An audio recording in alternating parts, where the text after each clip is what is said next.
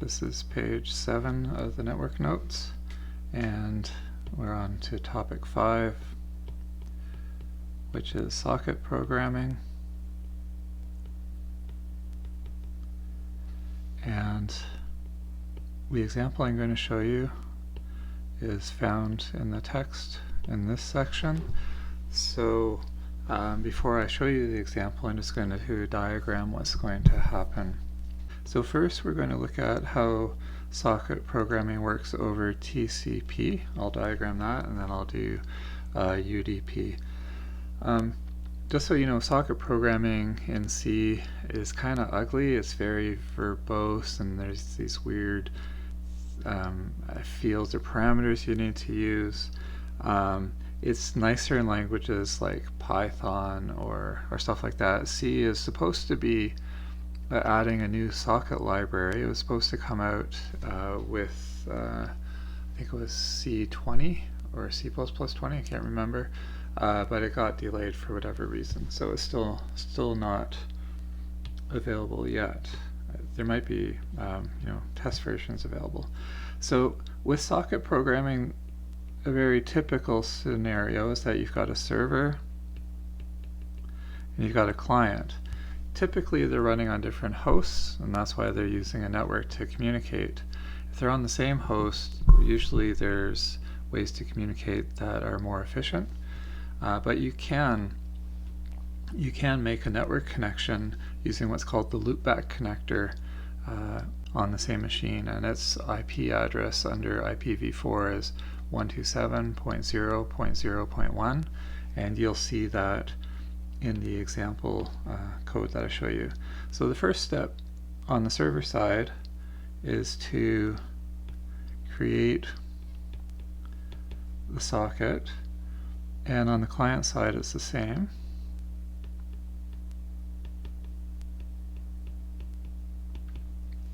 I think I'll box these in.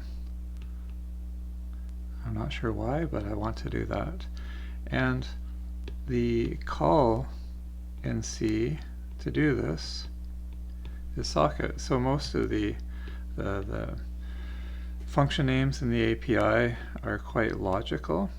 So now on the server, the next thing to do is to bind the socket to a port. So a socket, at least in Unix systems programming, it's really just a special kind of file descriptor. So it's kind of like opening a file descriptor, but then you got to tell it which port you're connecting to, and when you bind it to that port, then the operating system knows that any connection requests on that port should go to your server code, that the application that you created.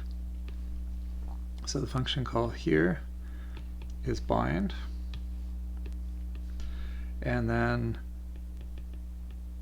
once it's bound to that socket, then any calls or connection requests from clients will be directed to this application, and it receives those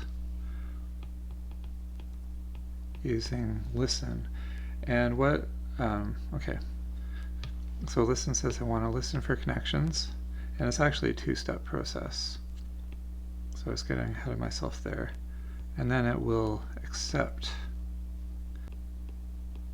connection requests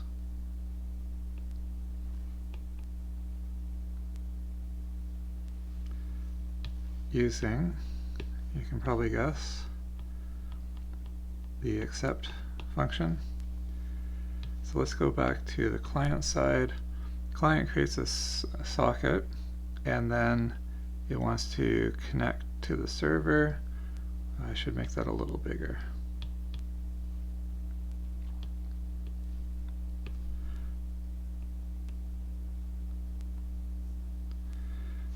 So then the client will request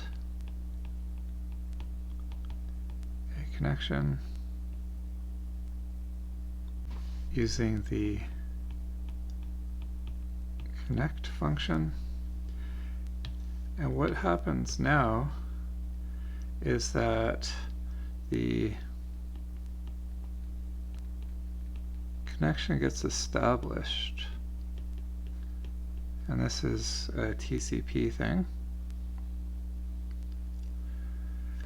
Once the connection is established, then they can send and receive data. So again, receive or send data. Remember, it's full duplex, which means that traffic can go in both directions at the same time, and the calls are receive and send. Or at least in Unix programming, you can also use read and write, which are the generic file I/O function calls.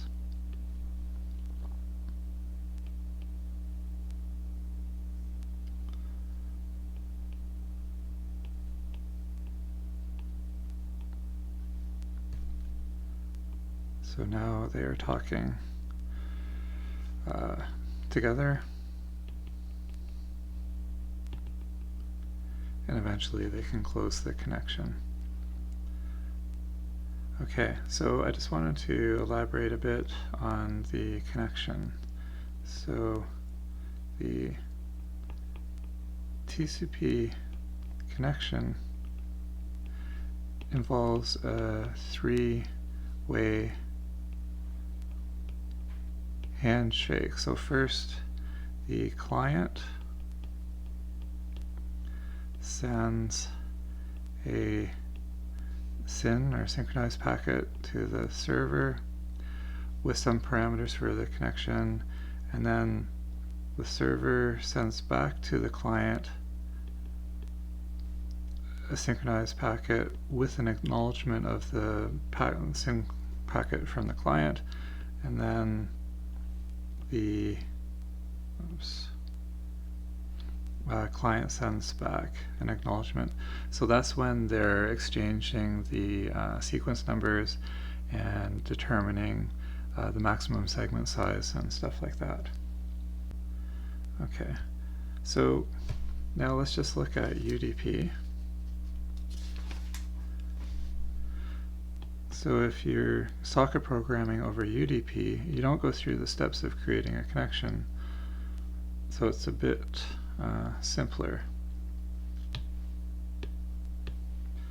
So on the server, we've got the server, the client, and the server will create the socket. So will the client.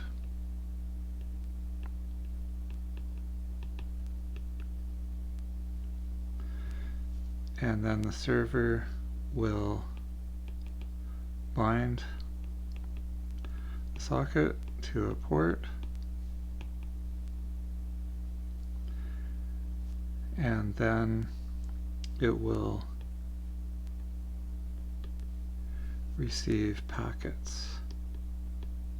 And the direction of communication here is one way. So it's simplex. And the function to do that is receive from. On the client side, is going to send packets